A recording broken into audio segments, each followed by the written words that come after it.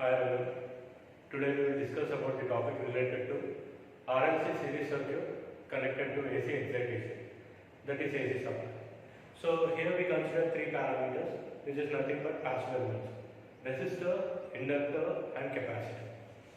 So this is my resistor, inductor, and a capacitor, which are connected in series with the AC supply.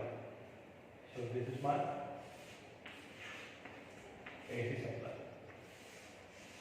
The supply voltage is Vs here, okay, which is AC. So it is indicated with Vm sin of omega t. This is resistor R, this is inductor L, and this is capacitor C. So in this circuit we are considering two energy storage parameters, which is inductor and capacitor. But in case of AC supply, when inductor and capacitor is connected to AC supply, inductor is represented with JXL, that is inductive reactance XL, and capacitor is represented with capacitive reactance minus JXC. This plus J and minus J are related to two aspects. One is for inductor, current lags voltage by 90 degrees, which is represented by J. And in case of capacitor, current leads the voltage by 90 degrees. It is represented by minus J over here. So this is our representation for RLC parameters, which are connected in series with the AC supply. As we can see here, there is only one loop. So we are providing one loop current for this, where the orientation of current is in clockwise direction. If I write the loop equation, it will be plus Vs minus IR, because it is a passive element. Next, inductive reactance is also passive element, so minus I into JXL. Capacitor is also a passive element, so it is represented by minus N over here, I into minus JXC. So according to Kirchhoff's voltage law, algebraic sum of potentials in a closed path is equal to 0. So is equal to 0. Taking the negative terms to the one side, so it will be equal to, so Vs is equal to, I is taken common, so R plus JXL minus JXC. Again in these two terms, J is common. If I take J as the common, so it will be equal to, Vs is equal to I into R plus J into XL minus XC. This is our voltage equation. Vs is equal to I into R plus J into XL minus XC. So according to our definition of impedance, impedance is nothing but Phasor sum of resistance and reactance. Phasor sum of resistance and reactance, it is called as what? Impedance. So Z is equal to, here the impedance is R plus J into XL minus XC. So Z is equal to R plus J into XL minus XC. This is a complex quantity. So how to represent in terms of magnitude? As we know, A plus Ib can be represented as root of A square plus B square with a magnitude of tan inverse at an angle B by A. So same case, the magnitude of Z is what? Root of A square plus B square. A is nothing but R, B is nothing but XL minus XC. So XL minus XC whole square. This is the magnitude. And the other one is phase angle.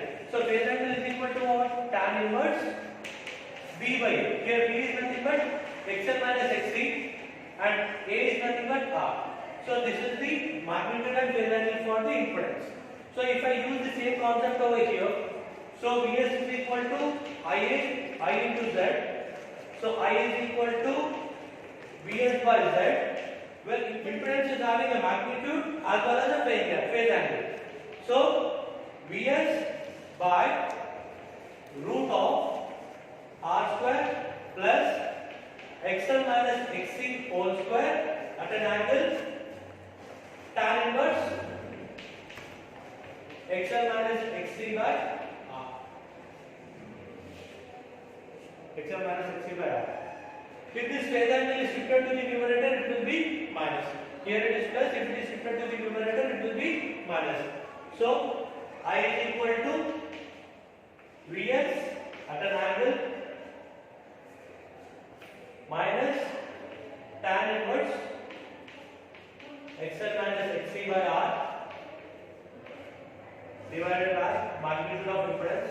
that is r square plus xl minus xc whole square. These are the parameters related to the current, which is dependent on supply voltage, resistance and reactances of the circuit. Resistance and reactance of the circuit. So if we consider the impedance, impedance is equal to what? Z is equal to R plus J into XL minus XC. So if I take the x-axis as reference, this is my R vector. The second parameter is JXL. Here J is nothing but it is an operator which rotates a vector by an angle of 90 degrees in anti-clockwise direction. So this is clockwise. So here XL is multiplied with what?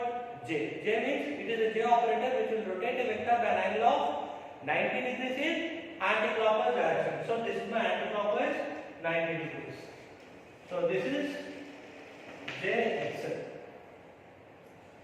The other one is minus JXC. Minus J means it will rotate a vector by an angle of 90 degrees in anti-clockwise direction. Minus J means it will rotate a vector by an angle of 90 degrees in clockwise direction. So this is my minus JXC. Here XL, XC are resistance. All three parameters are equal. In this sense, it says that we have converted inductor or capacitor into equivalent resistance. That is inductive reactance and capacitive reactance. So all the three vectors will be lying on x-axis, but XL is multiplied with J operator, so it will be rotated by an angle of 90 degrees in anti-clockwise direction. XC is multiplied with minus J, so 90 degrees clockwise direction. Because of that, the difference is existing over here. If I multiply this vectors with current,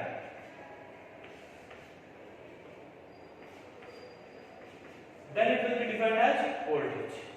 Voltage V is equal to IR. Voltage in resistor. I into JXL. Voltage in inductor. I into minus JXC. Voltage in capacitor. These are my corresponding voltage vectors. Here we do go with three cases. So as you can see, there are two reactive parameters. One is inductive reactance. The second one is capacitive reactance.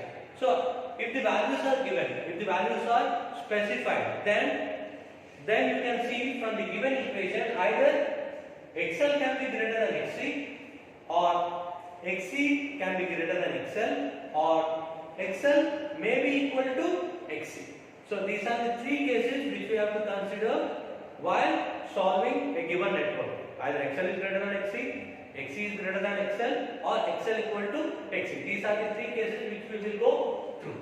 So first one is case 1, that is XL is greater than XC. If XL is greater than XC, 20 minus 10, what will be the polarity? 10. It is plus 10. So inductive reactance is dominating the capacitive reactance. So my vector will be like this. This is R. This is I into J XL minus XC. The sum of these two, the vector sum of these two is nothing but my impedance Z.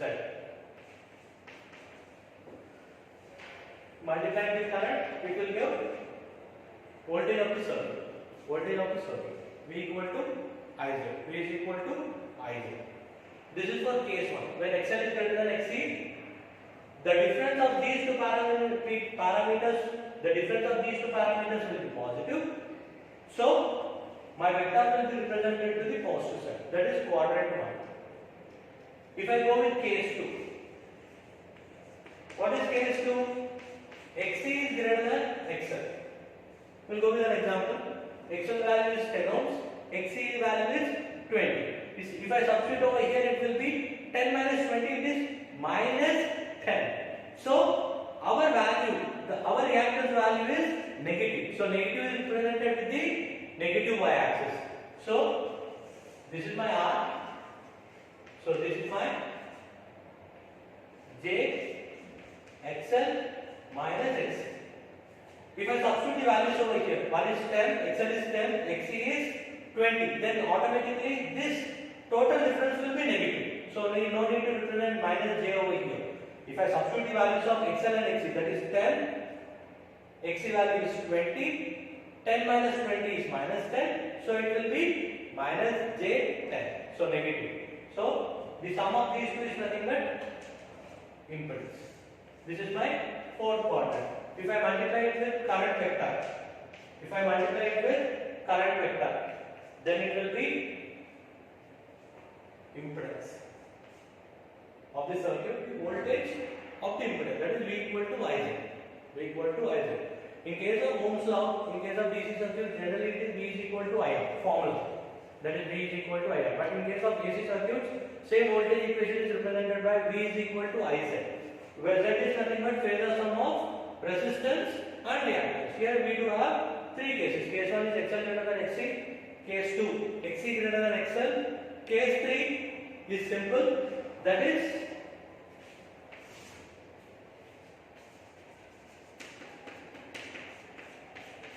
XL equal to XC. If XL is equal to XC, you can see this XC and XL will get cancelled. So impedance is equal to what? R. So only R vector will be left out, that is nothing but Z. If it is multiplied with I, then it is equal to voltage of the circuit. V is equal to Iz, which is nothing but V is equal to IR. As I into JXL value will cancel I into minus J XC value, as XL is equal to XC. This is our case, and these are our three vector representations for RLC series circuit. And coming to case, what is the specific need or specific use of this particular thing? That is case 3. Specific use of case 3 here. Here the condition is XL is equal to XC. Well, the term of inductive reactance is equal to capacitive reactance. What is happening with the total impedance? The impedance is becoming lesser.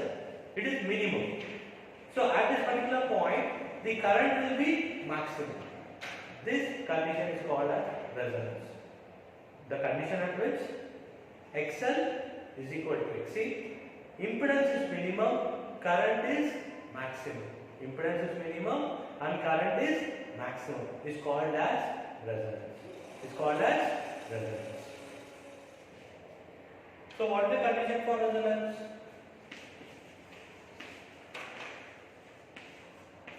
XL is equal to XC. XL is inductive reactance, XC is capacitor reactance. So it is omega L is equal to 1 by omega C. Or I can say omega square is equal to 1 by LC. Or omega is equal to 1 by root LC. Omega is nothing but angular frequency, which is 2 pi here, which is equal to 1 by root LC. So from here, F is equal to 1 by 2 pi root LC. This is called resonant frequency.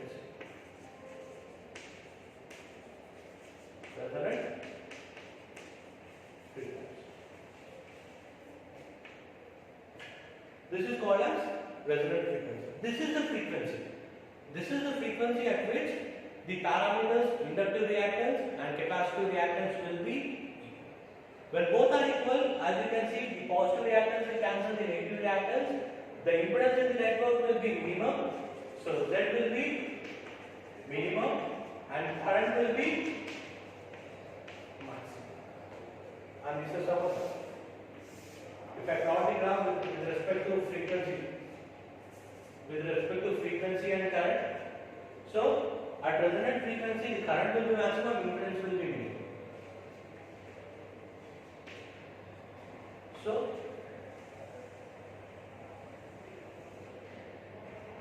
this is current waveform.